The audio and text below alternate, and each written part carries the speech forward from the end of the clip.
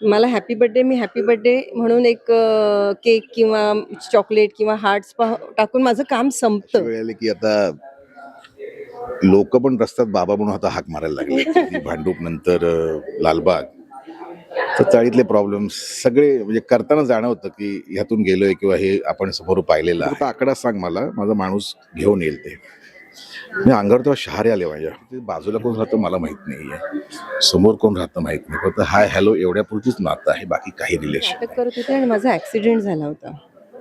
Accident मी घरी जेव्हा मला घरी आणण्यात आलं तेव्हा मला जवळजवळ 4-5 महिने घरीच बसायचं होतं. नमस्कार. कलाकट्टामध्ये मी भावना शिंदे तुम्हा सगळ्यांचं मनापासून स्वागत करते.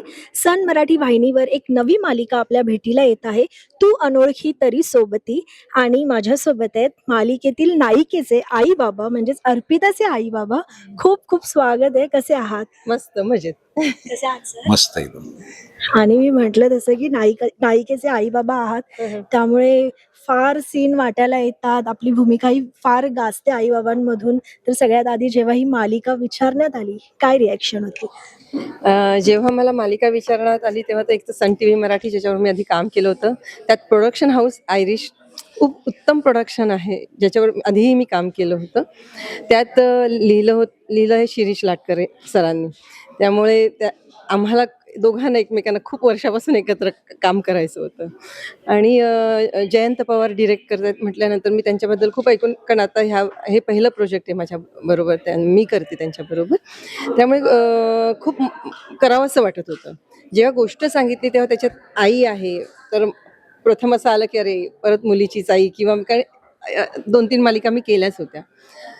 पण जेव्हा त्या आईच्या शेड्स सांगितल्या त्यानंतर मग मला असं वाटलं की नाही, हे माझ्यासाठी चॅलेंज आहे. कारण मी आत्तापर्यंत सोज्वळ भूमिका केल्यात आईच्या, निगेटिव्ह केल्यात, पण आई मी अशी सोज्वळच केली, प्रेम किंवा मुलांसाठी धडपडणारी. तर आत्ता ही भूमिका थोडीशी वेगळी आहे, की ती खूप देवभोळी आहे आणि अपशकुन वगैरे मानते आणि मुलीचा खूप रागराग करते. तर का रागराग करते हे तुम्ही सिरियल बघितल्यावर कळेल. पण जेव्हा गोष्ट मी ऐकली तेव्हा एक वेगळा जॉनर होता माझ्यासाठी, आणि त्याला खूप लेयर्स आहे त्या कॅरेक्टरला, ही चॅलेंज आहे माझ्यासाठी. आणि बाप लेकीचं नातं फार महत्वाचं असतं खऱ्या आयुष्यात, मालिकेत सुद्धा. आणि तुम्ही बाबा साकारलेत, फार गोड बाबा आम्ही पाहिलेत. हे बाबा नक्की कसे? नाही, मुळामध्ये जेव्हा ह्या सिरियलबद्दल विचारलं तेव्हा सगळ्यात महत्त्वाचं होतं प्रोडक्शन हाऊस, लेखक आणि डिरेक्टर आपले. तर विद्याधर पाठारी, शिरीष लाटकर आणि जयंत पवार. शिरीष लाटकरांनी अशा प्रकारच्या सिरियल लिहिल्यात बऱ्याच, पण त्यांचं वेगळेपण हे आहे ना की प्रत्येक सिरियलमध्ये त्यांचा विषय जरी एक असला ना तरी त्यातले प्रसंग आणि घटना ह्या परस्पर विरोधी होत्या. तर माझ्यासाठी तेच पुरेसं होतं मुळात. तर ही सगळी जी भट्टी आहे ना ती ह्या तिघांमुळे जमेल असं मला वाटलं, आणि ती खात्री होती मला डेफिनेटली की मुलीचे बाप बऱ्याच सिरियलमध्ये काम केलंय मी, पण प्रत्येक सिरियलमध्ये ॲज अ आर्टिस्ट म्हणून मी सुद्धा काहीतरी वेगळं देण्याचा प्रयत्न करत असतो, आणि त्याला जर लेखकाची आणि डिरेक्टरची साथ जर मिळाली तर ते खूप चांगलं होतं. आणि महत्त्वाचं त्रिकूट म्हटलं की प्रोडक्शन हाऊस, डिरेक्टर आणि डिरेक्टर. त्यामुळे त्यांनी मला वन लाईन सांगितली, मी म्हटलं डन, काही प्रॉब्लेम नाही. आणि त्या पद्धतीने काम चालले. आता आम्ही जवळजवळ 8 ते 10 दिवस काम करतोय, आणि त्यातून लेखनाचा म्हणा किंवा दिग्दर्शनाचा म्हणा किंवा बाकीच्या सगळ्या ज्या गोष्टी आहेत त्याचा अनुभव येतोय, आणि निश्चितपणे ह्यातून काहीतरी एक चांगली सिरियल लोकांना पाहायला मिळेल. कारण ही साधी सोपी सरळ आहे, व गिमिक्स वापरून काहीतरी जी गणितं असतात तशा गोष्टींचा वापर इथे आत्तापर्यंत आम्ही काम करताना आम्हाला जाणवला नाही. साधी सोपी सरळ हसत खेळत कॉमन लोकांचे प्रॉब्लेम्स आहेत, पण वेगळे प्रॉब्लेम्स आहेत जे आत्तापर्यंत मला तरी मी ज्या सिरियल पाहिल्यात त्या सिरियलमध्ये असे प्रॉब्लेम पाहिले नाहीत मी. ते आता आम्ही काम करताना जाणवतं आम्हाला, अरे हे साला बघितलं आपण कुठेतरी, हे कुठेतरी ऐकलंय, कुठेतरी वाचलंय. तर त्या प्रॉब्लेममुळे ना ती सिरियलमध्ये काही सीन म्हणा किंवा घटना अशा आहेत की ती बघायला मजा येते आणि लोकांनी निश्चित आवडेल. आणि शिरीष सरांनी ना त्या घटना सुद्धा इतक्या छान सहज, म्हणजे आत्ता मला जेव्हा कथा ऐकवली तेव्हा मला जाणवलं की काही छोट्या छोट्या गोष्टी आपण भावनिक असतात, त्या हल्ली आपण एन्जॉय नाही करत बिकॉज ऑफ आपल्या हातात एक गॅजेट आहे. मला हॅपी बर्थडे मी हॅपी बर्थडे म्हणून एक केक किंवा चॉकलेट किंवा हार्ट्स टाकून माझं काम संपतं. ते जे नात्यातलं जो एक काय म्हणतो आपण त्याला, एक बेसिक एक धागा असतो ना, तो आता कुठेतरी मिस होत चाललाय. तर तो धागा तुम्हाला एकत्र येण्याचा जो हे आहे, तो तुम्हाला ह्या सीरियलमध्ये बघायला मिळेल किंवा स्वतःलाच रिअलाईज होईल तुम्हाला. म्हणजे मी ही सीरियल करते म्हणून नाही. आम्ही जेव्हा सीन आमच्यासमोर आले होते, तेव्हा सुद्धा आम्ही हेच म्हणत होतो, की "अरे, ही तर किती सहज गोष्ट आहे." जो तुम्ही प्रोमो बघताय, की ते दोघं रिक्षात बसलेत आणि सहज बोलतायत. पण त्या सहज बोलण्याचं कुठेतरी प्रेमात रूपांतर होणार आहे किंवा ह्या ज्या सहज गोष्टी ह्या सीरियलमध्ये खूप सुंदर मांडल्यात आणि आम्ही परफॉर्म करताना सुद्धा आम्हाला त्या जाणवल्या, की आमच्या डिरेक्टर सरांनी आमच्याकडनं त्या करून घेतल्या. त्यामुळे मला तरी असं वाटतं, की ही सीरियल एक उजवी ठरेलच नक्की. हं. आणि सर चाळीशी काय खास कनेक्शन आहे? कारण आधीची मालिका चाळीतलं कुटुंब होतं, तुम्ही बाबा सुद्धा होता. किती आठवणी जोडल्या जातात. आता अशी वेळ आली की आता लोक पण रस्त्यात बाबा म्हणून आता हाक मारायला लागले. आणि मुळामध्ये माझं बालपण गेलंय लालबागला, त्यामुळे हा चाळीचा अनुभव खूपच चांगला आहे मला. मी आधी भांडूप, नंतर लालबाग. तर चाळीतले प्रॉब्लेम्स सगळे म्हणजे करताना जाणवतं की ह्यातून गेलोय किंवा हे आपण समोर पाहिलेलं आहे. त्यामुळे ते करताना तसा विशेष काही मला त्रास होत नाही. मुळातच दिसतो पण मी तर असा की चाळीत राहणारा साधा सामान्य, काय फार अगदी काय मेकअप किंवा असेच हाच कॉस्ट्युम असतो बऱ्याच ठिकाणी. काहीतरी वाटतं मी कुठल्या सिरियलमध्ये काम करतोय मला खरंच आठवत नाही. तर त्यामुळे आहे, पण हे प्रॉब्लेम्स पाहिलेत त्यामुळे तसं करताना जाणवलं नाही. फक्त आमच्या परीने आम्ही हा प्रयत्न करतोय की साधारणपणे चाळीतून गॅलेतून जाताना आपण एखाद्याच्या घरात डोकावून जसं बघतो तसे आमचे सीन व्हावेत, साधे सोपे सरळ. की उगाच काहीतरी करतोय असं नका, तर नॅचरल वाटलं पाहिजे, कारण ते चाळीतले आहेत. उगाच कुठल्या तरी अभिनय करायला जावं असं मला वाटत नाही. जे काही त्यातून मिनिंग आहे ते लोकांपर्यंत पोहोचलं तरी खूप झालं. आणि असं साधं सोपं सरळ असं इझी असं लोकांना वाटलं पाहिजे आपण दुसऱ्याच्या घरात डोकावून हा प्रसंग बघतोय, एवढं तर काम छान झालं पाहिजे याची मी काळजी घेतोय. आणि डेफिनेटली त्यासाठी आम्हाला आमचे डिरेक्टर जे आहेत जयंत पवार, त्यांची मदत होते. लेखक शिरीष लाटकर आहेतच, त्यामुळे ते काम सोपं होईल असं सध्या तरी वाटतंय. चॅलेंज आहे डेफिनेटली की काम करताना ते चांगलं व्हावं, त्यासाठी नाही म्हटलं तरी थोडासा ताण येतोच. त्यातून हेतू हाच आहे की काम चांगलं व्हावं. आणि सरांची जशी नाळ जोडलेली आहे चाळीशी, तुमचं हो, माझी नाळ जोडली आहे ना. कारण मी पहिलं माझं घर घेतलं ते चाळीतच घेतलं. 23 वर्ष मी माझं पहिलं घर घेतलं ते एकसरच्या एकसर गावात चाळीत घेतलेलं घर आहे. त्यामुळे माझी फारच नाळ जोडलेली आहे. आणि खरंच म्हणजे एक वेगळा ॲम्बियन्स असतो तिथे.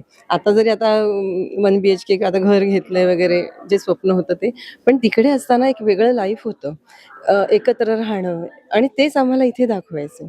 त्यामुळे काही गोष्टी मग असं होतं, की सर हे करून आठवतं, की हे करून बघू का? ते असंही होतं किंवा ते बिस्किट बुडवून खाणं किंवा जेवण झाल्यावर एकत्र बसणं, मजा येते. आठवते मला काही प्रसंग खूप आठवतात. आणि मालिकेचं नाव आहे तू अनोळखी तरी सोबती. आपली रक्ताची नाती सोडल्यावर बाकी सगळीच लोक आधी अनोळखीच असतात, अगदी आपले पार्टनर सुद्धा. पण असं तुमच्या आयुष्यात कोणी आलंय का, की एखादी अनोळखी व्यक्ती आलीये, फटकन काहीतरी तुमच्यासाठी करून गेलीये असं? हा माझा नवराच आहे, जो आम्ही खूप वर्ष एकत्र काम केलं, पण आम्ही एकमेकांची काळजी घेणं एवढंच होतं. आणि एकदा आम्हाला आणखीन एक आम्ही जिथे जॉब करत होते त्यांनी मला विचारलं, की "तुम्ही सतत एकत्र दिसता?" तर म्हटलं, "हो." मग मी मला त्याने विचारलं, "काय विचारलं त्या माणसाने?" म्हटलं, "हो, सतत आपण एकत्र आहोत, तर त्याचं म्हणणे काही पलीकडे आहोत का?" तर त्यावेळेला तो म्हणाला होता, की "मग त्याच्या पलीकडे गेलं तर चालेल का?" तर म्हटलं, "हो." म्हणजे तेव्हा अनोळखी होतो. पण मी तुला सांगते, की जरी आज एकत्र असलं तरी पण हे पण होऊ शकतं, की आपण तरी दिवसेंदिवस काही प्रसंगात असं वाटतं, की हा अनोळखी आहे, तरी सोबती आहे. सर तसे प्रसंग आहेत नाही म्हटलं तरी, कारण अशा काही प्रसंग आयुष्यात आले होते की त्यावेळी मला गरज होती. आणि त्यावेळी अचानक जो मित्र जवळजवळ 8 ते 10 वर्ष माझ्या कॉन्टॅक्टमध्ये नव्हता, त्याला कुठून माझा नंबर मिळाला मला माहीत नाही. त्यांनी मला फोन केला मोबाईलवर. अरे मी बोलतोय, मी आता म्हटलं कुठे भेटलोय आपण? म्हटलं अशा ठिकाणी भेटलोय आपण. मला कळलं की असं असं आज झालंय, तर तुला गरज आहे, तू फक्त आकडा सांग मला, माझा माणूस घेऊन येईल ते. मी अंगावर तेव्हा शहारे आले माझ्या. मी म्हटलं तुला कसं कळ आणि तू नाही नाही नाही तेच बाकी सगळं सोडून दे रे, मी सांगतोय तेवढं आहे, फक्त आकडा सांग मला.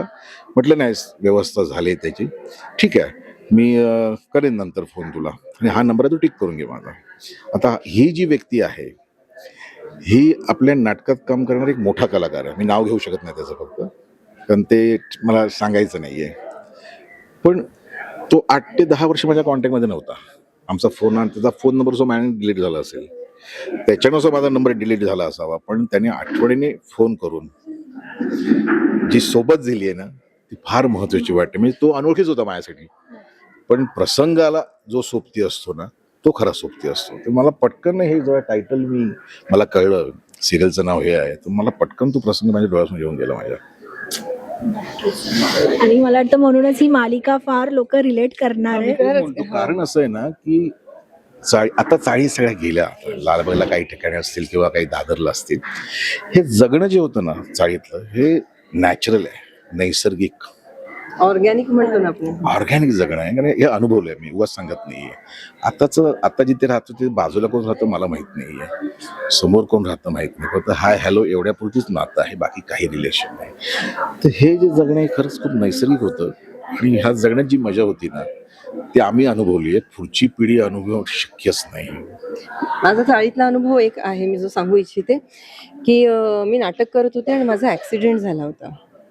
ॲक्सिडेंटवर मी जेव्हा मला घरी आणण्यात आलं तेव्हा मला जवळजवळ 4-5 महिने घरीच बसायचं होतं.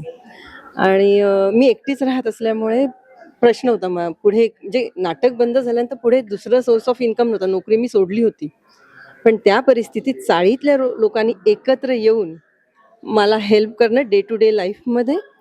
सगळ्यांनी त्यांच्याकडची, मी म्हटलं मला ट्युशन घेता येतं, सगळ्यांनी मुलं त्यांनी माझ्याकडे ट्युशन्सला दिली. माझ्या शेजारी हार करणारी बाई होती, मी तिला म्हटलं मला हार करता येतात, तिने रोजचे मला हार करायला दिले. म्हणजे हे जे बॉन्डिंग असतं ना, काय म्हणतो आपण, काही इंटेन्शन न देता जे प्रेम असतं ना, एक बॉन्डिंग होऊन जातं. एक जी 30-40 घरं असतात ना, एक कुटुंब होऊन जातं. ते कुटुंब मी तिथे अनुभवलंय.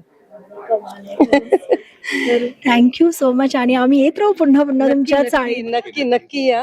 नक्की तुम्हाला वेगवेगळ्या घटना दिसतील आणि तुम्ही सिरियल बघून नक्कीच आमच्याशी जोडला. तुमच्या मार्फतच या सिरियलचं प्रमोशन होणार आहे खऱ्या अर्थाने. आम्ही जर आमच्या व्हॉट्सअपवर टाकलं किंवा फेसबुकवर टाकलं तरी ते किती लोकांपर्यंत जाणं माहीत नाही.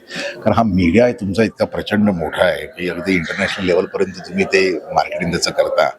तुम्हीच साधन आहे.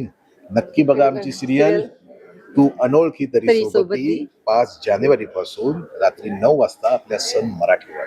नक्की बघा. थँक्यू सो मच आणि खूप खूप शुभेच्छा. थँक्यू.